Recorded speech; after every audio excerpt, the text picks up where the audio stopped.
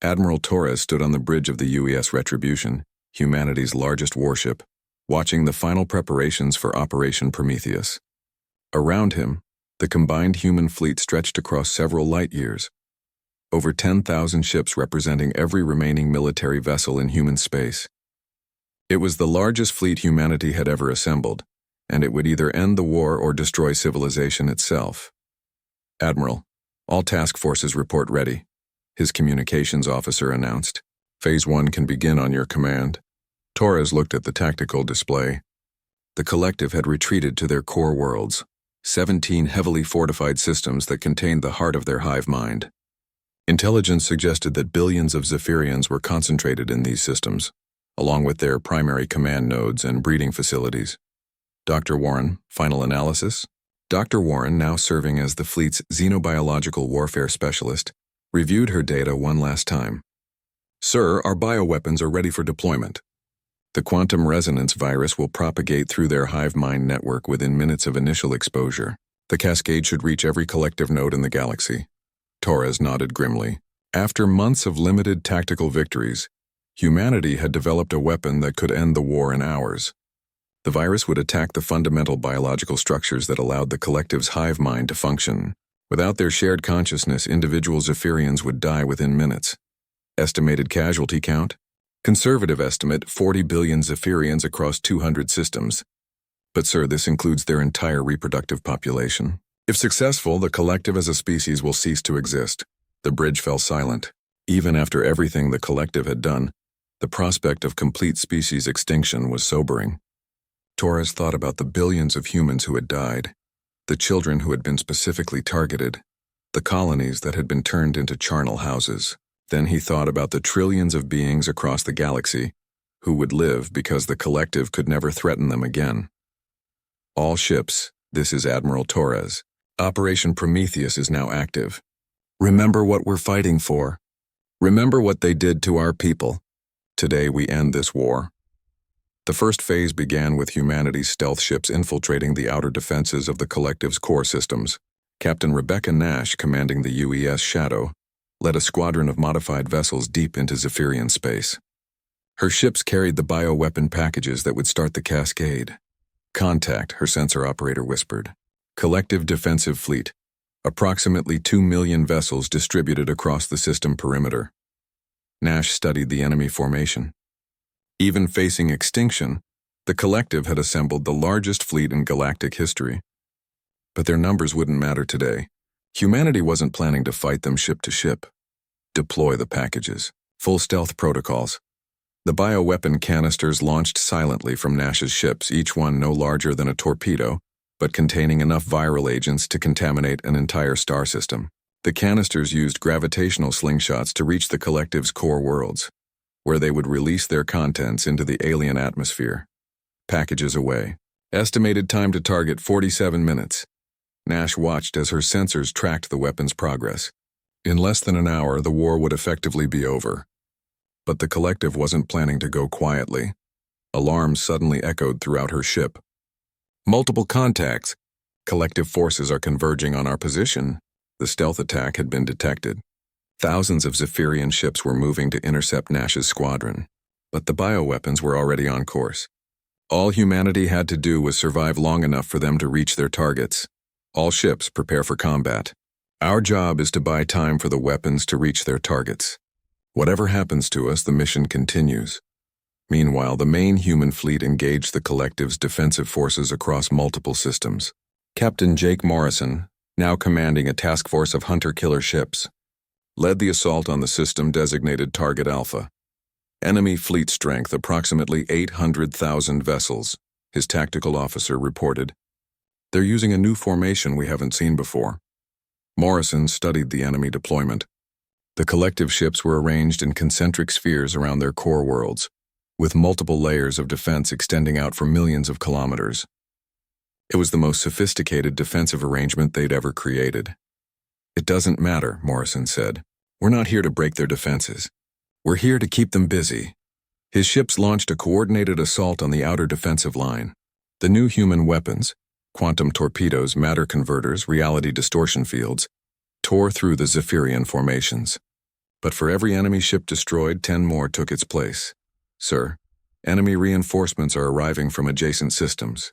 Total enemy count now exceeds 1.5 million vessels. Morrison smiled grimly. The collective was committing everything they had to defend their core worlds. That was exactly what humanity wanted. The more ships they concentrated here, the fewer would be available to threaten human colonies. All task forces, continue the assault. Make them commit every ship they have. In the depths of space, other elements of the human fleet were implementing the final phases of Operation Prometheus. Dr. Amanda Richards, aboard the research vessel UES Darwin, was deploying the last component of humanity's plan. Quantum resonance generators are in position, she reported to Admiral Torres. Once the bioweapon takes effect, these devices will amplify the cascade through subspace. Any collective node that survives the initial attack will be destroyed by the secondary wave. Torres watched as similar reports came in from task forces across the battlefield. Humanity had spent months preparing for this moment, developing weapons and strategies that would ensure the collective's complete destruction. There would be no survivors, no possibility of regeneration, no chance for revenge.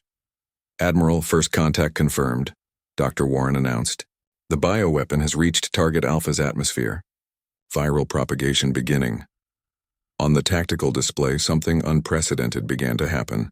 The massive collective fleet surrounding target Alpha suddenly stopped moving. Ships that had been engaged in complex maneuvers simply drifted to a halt. The perfect coordination that had made them so dangerous vanished in an instant. Confirmed viral infection across the entire system. Warren continued. The hive mind connection is severing. Individual Zephyrians are beginning to die. Torres watched as 800,000 enemy ships became lifeless hulks floating in space. The bioweapon was working exactly as designed, attacking the fundamental neural structures that connected each Zephyrian to the collective consciousness. Sir, quantum resonance cascade is propagating through subspace, Dr. Richards reported. We're detecting similar effects in adjacent systems. The virus is spreading faster than we anticipated. Across the galaxy, collective fleets suddenly fell silent. Ships that had been pursuing human forces stopped dead in space. Command nodes that had coordinated the movements of billions went dark. The hive mind that had threatened all life in the galaxy simply ceased to exist. In the immediate battle zone, the human fleets found themselves suddenly unopposed. Captain Nash's stealth ships emerged from hiding to discover that the collective forces hunting them had simply shut down. The 2 million ship defensive fleet had become a 2 million ship graveyard. All stations, this is Admiral Torres. Operation Prometheus has succeeded. The collective has been neutralized. All surviving enemy vessels show no signs of activity. The cheers that erupted across the human fleet were audible even through vacuum. After months of devastating warfare, after sacrificing billions of lives, humanity had achieved total victory. But Torres felt no satisfaction as he looked at the tactical display. The red markers showing collective positions were winking out one by one as the bioweapon spread through their networks. In a matter of hours, an entire species would be extinct. Dr. Warren, final casualty estimates? Warren's voice was quiet. Confirmed dead. Approximately 60 billion Zephyrians across 312 systems. The cascade effect reached every collective node in the galaxy. There are no survivors, Torres nodded slowly. And collateral damage? Minimal. The virus was designed to target only Zephyrian neural networks. Other species in collective-controlled space are reporting no adverse effects.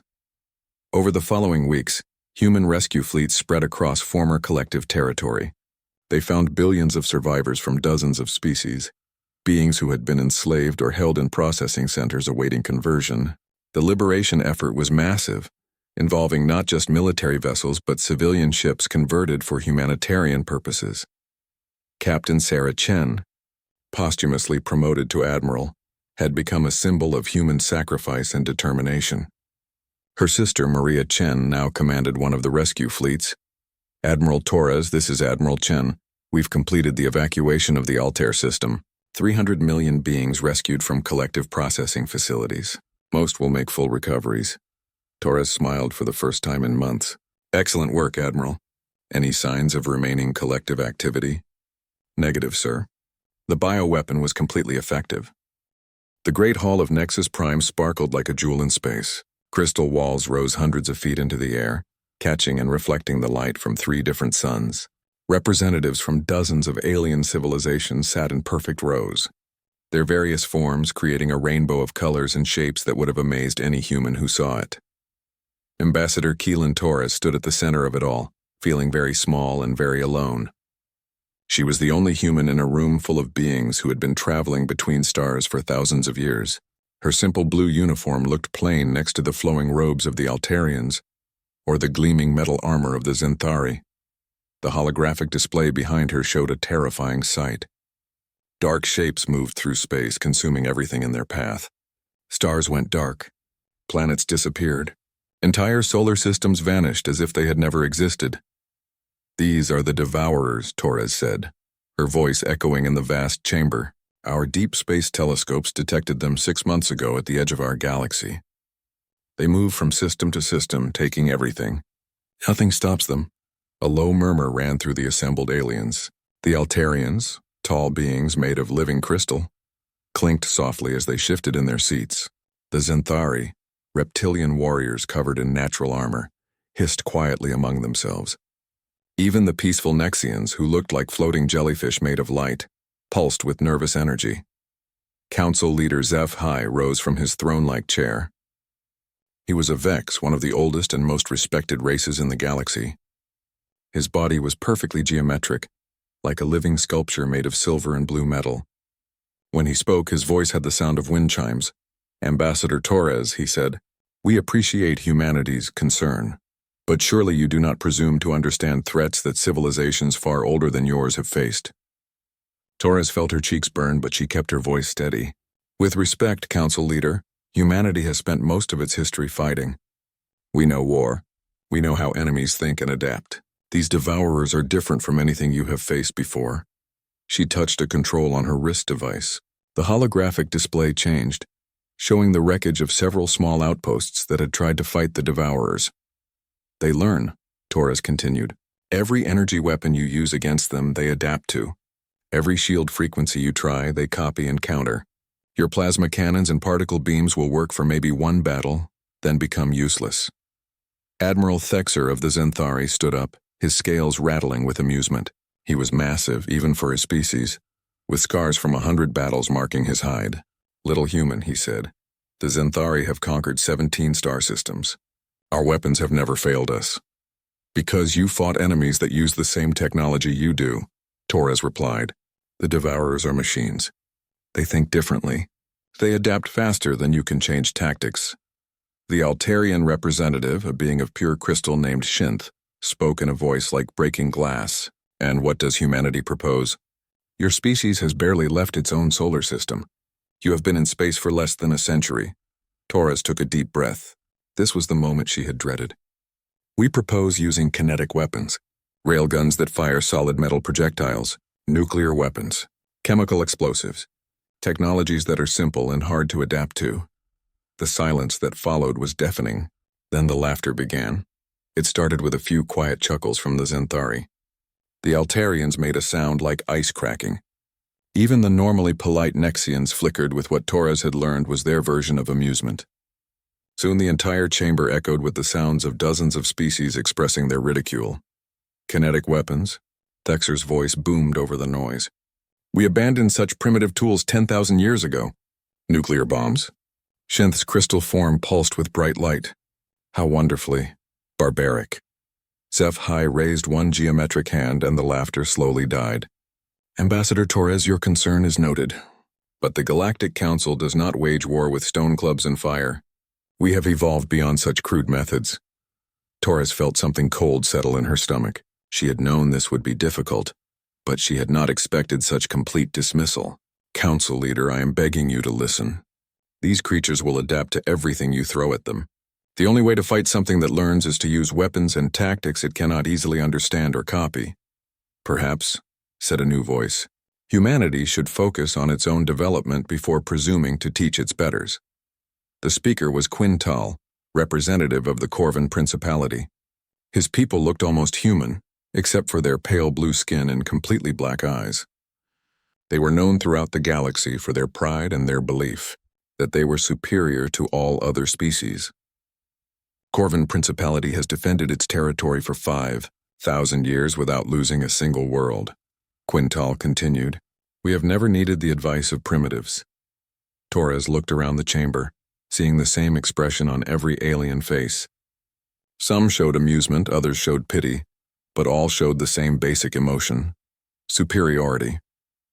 To them, humanity was a child trying to teach adults how to walk. You are making a mistake, she said quietly. These devourers are not like other enemies. They do not think like living beings. They are pure logic, pure adaptation. Fighting them with advanced technology is like fighting fire with gasoline. Sci-Fi's form shifted, the geometric patterns on his surface rearranging themselves into what Torres had learned was a sign of finality. The Galactic Council appreciates humanity's input. However, we have faced many threats in our long history. We have always prevailed through the application of superior technology and civilized tactics. He gestured to the assembled representatives. The combined fleets of 17 civilizations will be more than sufficient to deal with these devourers. We shall use our most advanced weapons, our finest ships, and our most sophisticated battle computers. Victory is assured. And what role will humanity play in this defense? Torres asked, though she already feared the answer. Humanity will remain in its home system, HFY replied. Your ships are too primitive to be of use in modern space combat. Your weapons are too crude to integrate with our advanced targeting systems. We cannot risk having untrained forces interfere with our carefully planned operations. The words hit Torres like physical blows. Not only were they dismissing humanity's warning, they were excluding them from the fight entirely. Her people would have to sit and watch while the galaxy faced its greatest threat without them. You are about to make the greatest mistake in galactic history, she said, her voice carrying clearly through the crystal chamber. When your energy weapons fail, when your shields cannot protect you, when your advanced computers are turned against you, remember this moment. Remember that humanity tried to warn you. She gathered her data tablets and turned toward the exit. Behind her, she heard Thexer's booming laughter. Perhaps when humanity has evolved beyond their violent tendencies, HFY called after her, they will understand true warfare. Torres did not turn around. She walked out of the great hall with her head held high, even though her heart was breaking. In 6 months, the first Devourer ships would reach the outer systems. The greatest military force in galactic history would meet them with energy weapons and advanced tactics, and humanity would watch from Earth as it all fell apart. The massive doors of the council chamber closed behind her. Torres activated her communication device. She had a message to send to Earth, and it was not the one she had hoped to deliver. The galaxy had chosen its path. Soon they would all learn the price of pride. General Sarah Chen stood in the war room deep beneath the Rocky Mountains, watching holographic displays that showed the galaxy burning. Red markers indicated fallen civilizations. Yellow showed worlds under attack. The few remaining green zones grew smaller each day. Status report, she said to her aide, Colonel Martinez. 17 civilizations have gone completely dark, Martinez replied, his voice grim. The Altarian homeworlds fell yesterday. The Xanthari are down to their last 3 core systems. Total estimated casualties are in the billions. Chen studied the tactical displays with the eye of someone who had spent 30 years learning how to fight and win. The Devourers moved across the galaxy like a plague, consuming everything in their path. Their pattern was clear. They always struck manufacturing worlds first, then population centers, leaving command planets isolated and helpless. What about the Galactic Council's response? Still refusing direct contact with us, but our deep space monitors are picking up their emergency transmissions. They are calling for volunteers from any species with advanced defensive capabilities. Chen almost smiled. Even facing extinction, the aliens could not bring themselves to ask humans for help directly. Their pride would kill them all. Ma'am, another officer called out, we have incoming transmission from the Council. It is Admiral Thexor, Chen was surprised. The Xanthari Admiral had been one of the most vocal critics of human tactics during the original Council meeting. Put him through. The reptilian face that appeared on screen looked nothing like the confident warrior who had mocked humanity months ago. Thexor's scales were dull and scarred. His eyes held the hollow look of someone who had seen too much death. General Chen, he said, his voice barely above a whisper. We The Council fleet has suffered significant losses. I'm sorry to hear that, Admiral. How can humanity help? Thexor was quiet for a long moment. When he spoke again, it was with obvious difficulty. Your ambassador warned us that energy weapons would be ineffective. She was correct. What happened? They learn. Every weapon we use, every tactic we try, they copy and improve within minutes. Our most advanced technology has become useless. Worse than useless. They turn it against us. Chen had been studying devourer tactics for months ever since the first reports came in. Her conclusion matched human military thinking perfectly. When fighting an adaptive enemy, you had to be unpredictable. Admiral, what I am about to suggest will sound insane to you. But if you want to survive, you need to fight like humans. What do you mean? Stop using your advanced weapons. Stop coordinating through computer networks. Stop following standard tactical doctrine. The devourers can adapt to logic and patterns, but they struggle with chaos. Thexor looked confused. You want us to fight randomly? Not randomly, chaotically. There is a difference. Chaos has patterns, but patterns that are impossible to predict or copy. Human military doctrine is built on controlled chaos, making the enemy react to you instead of the other way around. Chen gestured to her tactical display. We have been preparing our own response to the devourer threat. Would you like to see how humans wage war? 6 hours later, the human fleet reached the Rigel system, where devourer ships were harvesting the metal from 3 destroyed planets. It was not an impressive sight by galactic standards. 50 human ships, most of them converted civilian vessels. No sleek energy weapons or crystal hulls. Just steel and ceramic armor with railguns and nuclear missile tubes. Captain Maria Santos commanded the lead ship, a former mining vessel called the Stubborn Mule. She had been a cargo hauler until the war started. Now she was humanity's first line of defense against an enemy that had destroyed civilizations. Target acquired, her weapons officer reported. Devourer harvester ship, approximately 2 kilometers long. It appears to be stripping metal from the planetary core. Load kinetic penetrators, Santos ordered. Maximum velocity. The Stubborn Mule's railgun fired a solid tungsten rod at 20% the speed of light. No energy signature to analyze, no complex technology to copy. Just a piece of metal moving very, very fast. The rod punched through the devourer ship like a bullet through tissue paper. The enemy vessel began to break apart, pieces of it spinning away into space. Direct hit. The weapons officer shouted. Target destroyed. But Santos was not celebrating. She was watching the other devourer ships, waiting to see how they would react. According to human analysis, they should be confused by the simplicity of the attack. They were. The devourers moved toward the human fleet, but their formation was uncertain. They had analyzed thousands of energy weapon attacks and knew how to counter them all. But this was something new, something old. Their databases had no recent information about kinetic weapons.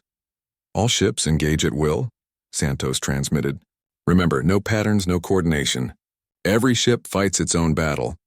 What followed would have horrified any traditional military commander. The human fleet broke apart, each ship attacking independently. Some used railguns, others used nuclear torpedoes. A few simply rammed devourer ships, their captains sacrificing themselves to take out larger targets.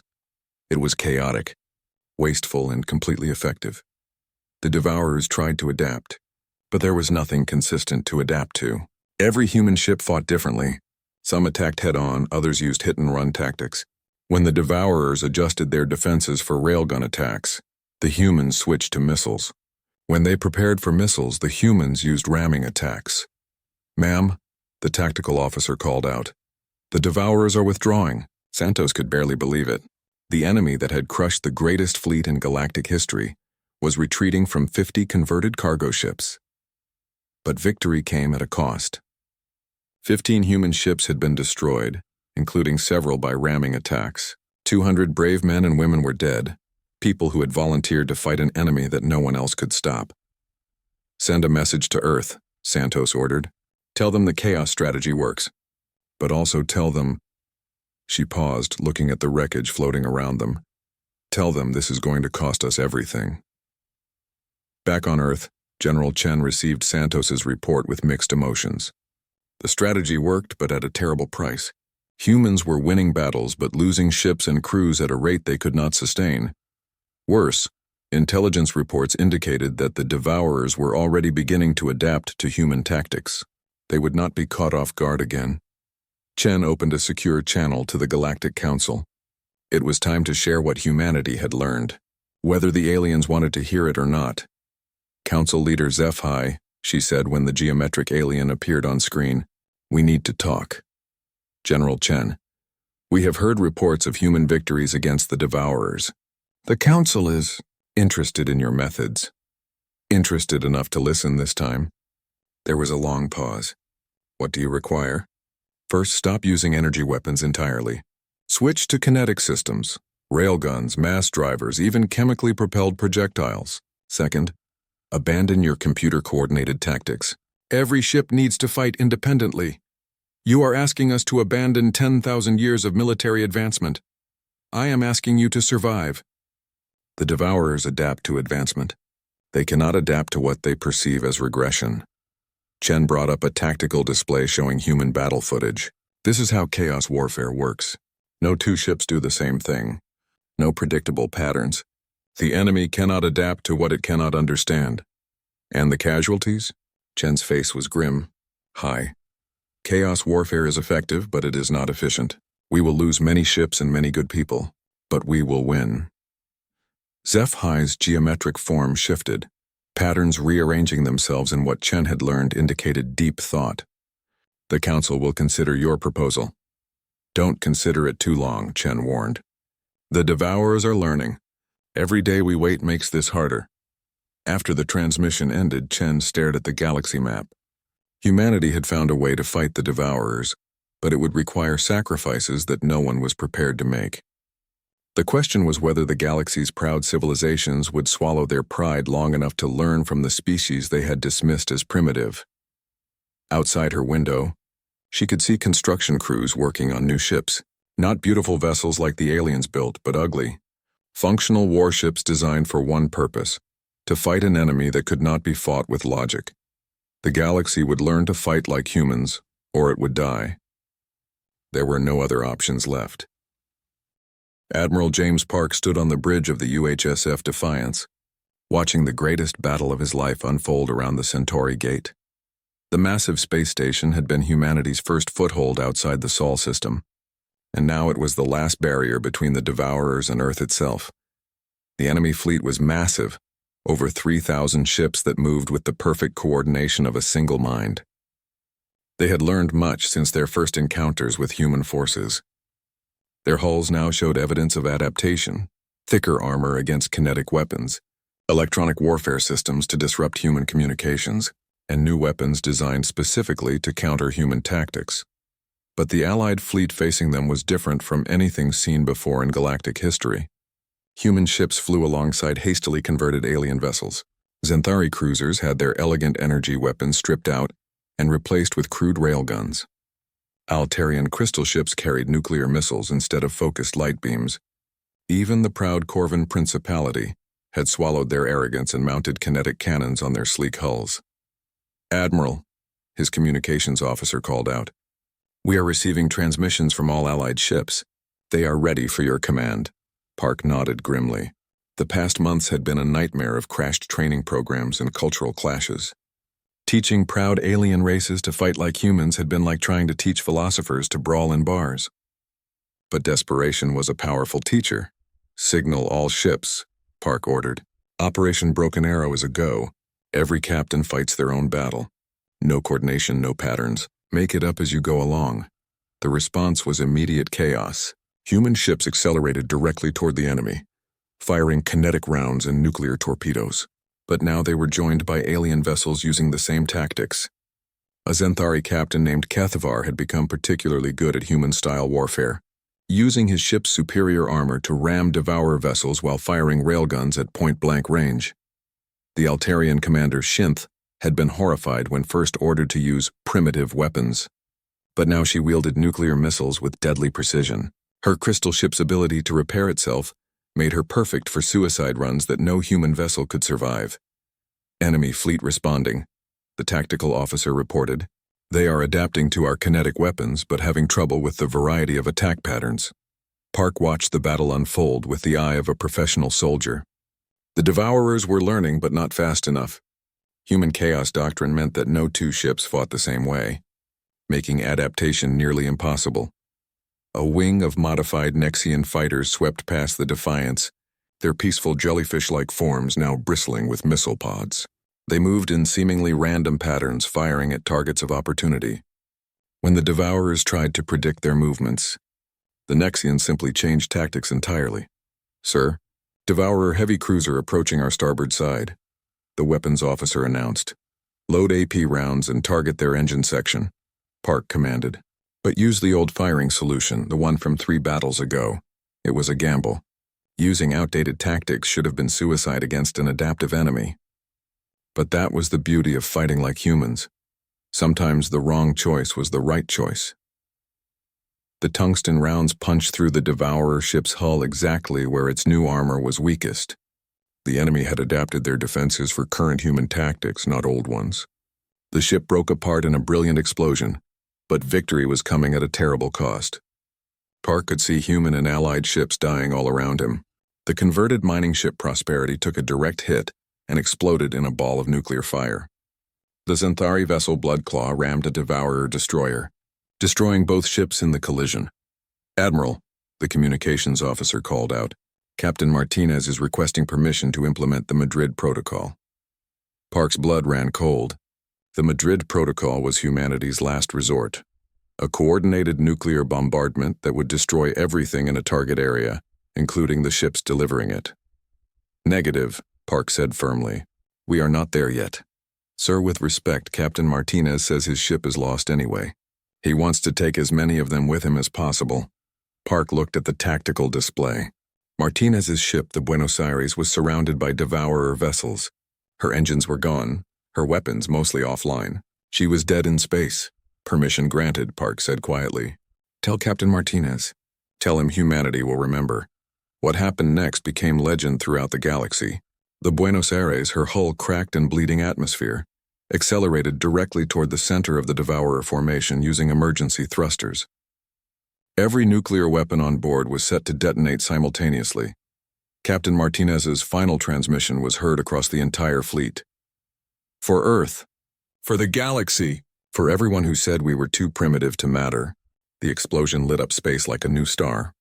When the light faded, 17 Devourer ships were gone, vaporized in the nuclear fire. The Buenos Aires and her crew of 87 were gone with them. "All ships," Park transmitted, his voice thick with emotion. "You have just witnessed what it means to fight like a human. Captain Martinez showed us that sometimes the oldest solutions are the best solutions. Honor his sacrifice. Make it count." The battle raged for 6 more hours. When it was over, the Allied fleet had achieved something that had seemed impossible. They had stopped a major Devourer offensive. The enemy fleet withdrew, their ships damaged and their coordination disrupted by the chaotic human tactics. But the cost had been devastating. Of the 200 ships that had started the battle, only 70 remained functional. Human casualties alone numbered in the thousands.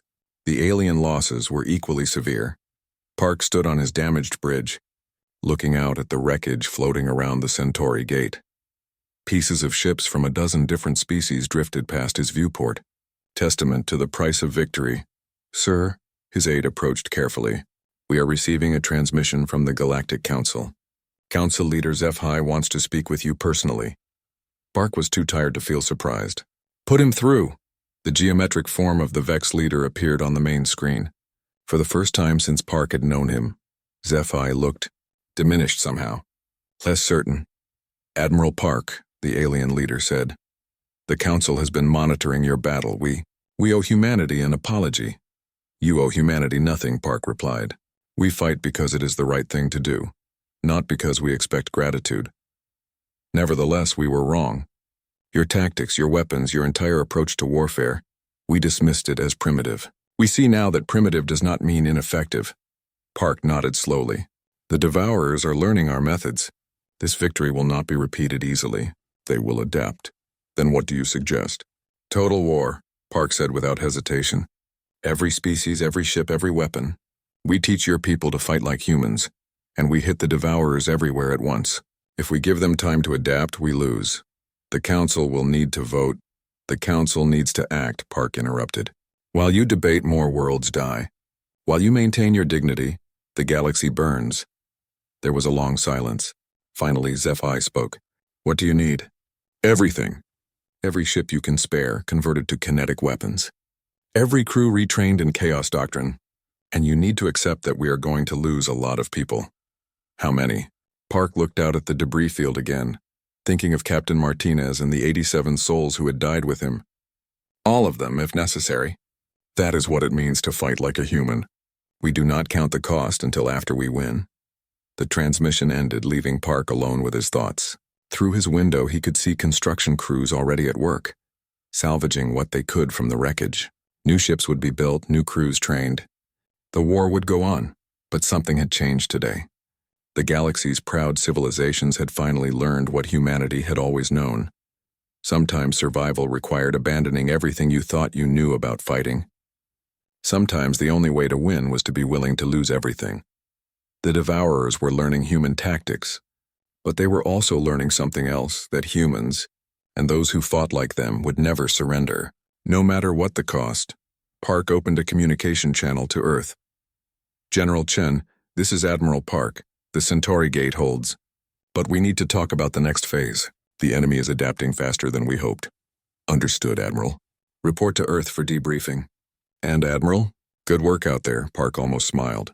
Good work. They had saved a star system and maybe bought the galaxy a few more months. In human terms, that was indeed good work.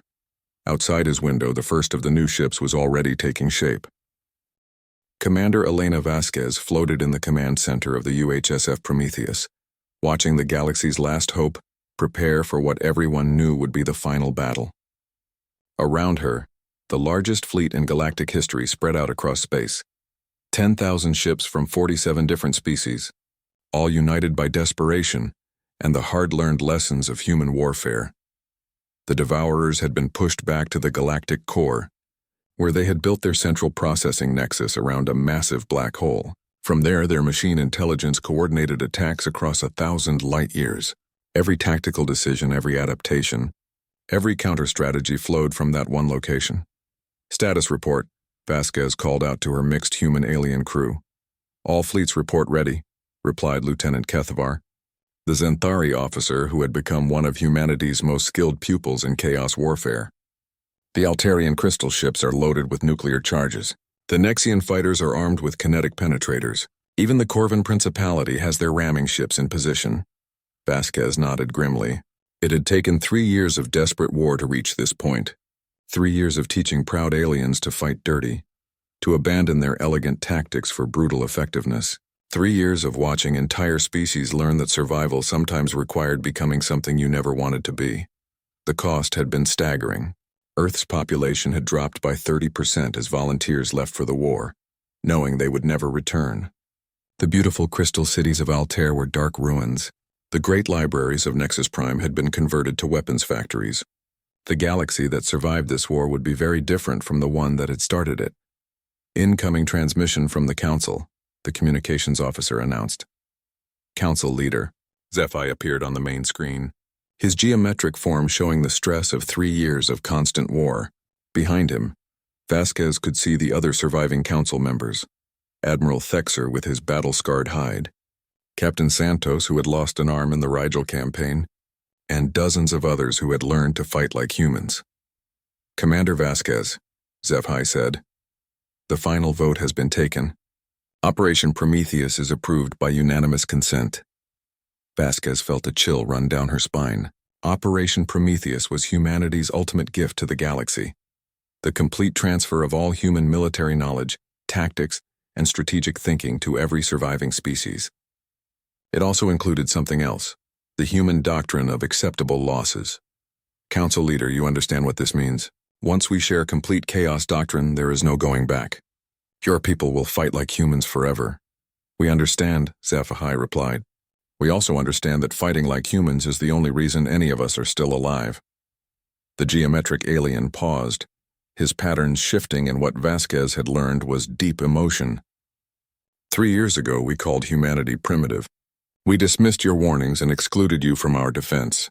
Now we ask you to lead the final battle that will determine whether any of us survive. We are honored by your trust, Vasquez said formally. Then in a more human tone, she added, we will not let you down. The transmission ended and Vasquez turned to her tactical display. The Devourer Nexus lay ahead, protected by nearly 5,000 enemy ships. Intelligence suggested that destroying the Nexus would cripple the Devourer network across the entire galaxy, but reaching it would require fighting through the most concentrated defenses ever assembled. All ships, she transmitted to the fleet. This is Commander Vasquez. Today we end this war one way or another. You have all learned to fight like humans over these past years. Now I ask you to do something harder. I ask you to die like humans. She paused, looking out at the thousands of ships that represented the last hope of galactic civilization. We go into this battle knowing that most of us will not come home. That is the price of victory. That is the human way. The attack began with a coordinated nuclear bombardment that lit up the galactic core like a second sun. But this was not the elegant, precise warfare the galaxy had once practiced. This was human warfare. Brutal, chaotic, and utterly devastating. Altarian crystal ships, their hulls packed with antimatter charges, accelerated directly toward Devourer positions. When they detonated, the explosions were visible from light years away. Zenthari ramming ships followed, their armor-plated hulls smashing through enemy formations like bullets through glass. The Devourers responded with everything they had learned about human tactics. They fired kinetic weapons, used unpredictable movement patterns, even attempted ramming attacks of their own. But they were still machines, still bound by logic and programming. They could copy human tactics, but they could not understand human spirit. Breakthrough in Sector 7, Kethvar reported. Captain Santos has cleared a path to the Nexus. Vasquez looked at the tactical display and felt her heart sink. Santos had cleared the path by ramming her ship into a Devourer command vessel, destroying both. The explosion had created a gap in the enemy lines, but it had cost them one of their best commanders. All ships, exploit the breach, Vasquez ordered. Maximum acceleration, all weapons free. The Prometheus led the charge into the gap, her railguns firing continuously. Around her, ships from a dozen species followed, their crews screaming battle cries in languages that had never been heard together before this war. The fighting was desperate and personal. Ships grappled with enemy vessels, crews boarding Devourer ships to plant explosives manually. The Nexian commander Jira sacrificed her entire squadron to destroy a single Devourer heavy cruiser. Admiral Thexer's flagship took on 3 enemy vessels simultaneously, her crew fighting hand-to-hand in the corridors when their weapons failed. "Commander," the tactical officer called out, "we have a clear shot at the Nexus, but the approach is heavily defended." Vasquez studied the display. The Devourer Nexus was visible now, a massive structure built around the event horizon of the black hole, pulsing with the energy of a captured star. Destroying it would require someone to get close enough to deliver a massive explosive payload directly into its core. "Signal all ships," she ordered. "The Prometheus will make the final run. All other vessels provide covering fire." "Ma'am," Lieutenant Kethvar said quietly, "the Prometheus cannot survive that approach. The radiation alone will kill us before we reach the target." "I know," Vasquez replied. "That is why we are going alone. No point in wasting more ships." She opened a fleet-wide communication channel. "All ships, this is Commander Vasquez. The Prometheus is beginning her final approach. It has been an honor serving with all of you. Tell the galaxy what happened here. Tell them that humans and aliens died together to save everything we love." The Prometheus accelerated toward the Nexus, her hull already beginning to glow from the intense radiation. Behind her, the combined fleet fought desperately to keep the Devourers from interfering with her run. Explosions bloomed around the human ship as enemy fire found its mark. Her armor was stripped away piece by piece, but she kept flying. When her engines failed, the crew used emergency thrusters. When her weapons went offline, they prepared to ram the target. "Hull breach on all decks," the engineering officer reported. "Radiation levels are lethal. We have maybe 5 minutes before life support fails completely." "That is 4 minutes longer than we need," Vasquez said calmly. "Arm all nuclear charges. Set them for maximum yield." The Nexus grew larger in their view screen, a structure so vast it seemed to bend space around itself. At its heart, Vasquez could see the pulsing core where the Devourer consciousness resided, the electronic brain that had orchestrated the death of countless worlds.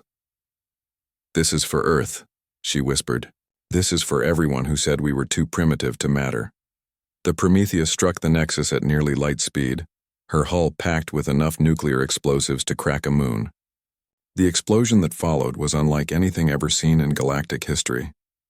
The nexus structure collapsed into the black hole, taking the Devourer consciousness with it. Across the galaxy, Devourer ships suddenly stopped moving. Their perfect coordination was gone, replaced by confused individual actions. Without their central intelligence, they became just machines, dangerous but no longer unstoppable. The surviving fleet watched in awed silence as the light of the explosion faded. They had won, but the cost had been everything humanity had to give. The Prometheus was gone, along with Elena Vasquez and her crew of 200. Earth's space fleet was reduced to a handful of damaged ships. Humanity had saved the galaxy by sacrificing itself. In the months that followed, the surviving species rebuilt their worlds using human military doctrine. They established new governments based on human principles of cooperation and sacrifice. They created monuments to the species that had taught them that being primitive sometimes meant being right. On Nexus Prime, where the Galactic Council once dismissed humanity's warnings, a new monument was erected. It was simple black stone carved with words in a dozen languages, to humanity, who warned us when we wouldn't listen, and saved us when we couldn't save ourselves. They paid the final price so that others might live. Council leader HFY stood before the monument on the anniversary of the victory, addressing representatives from 47 species who had learned to fight like humans.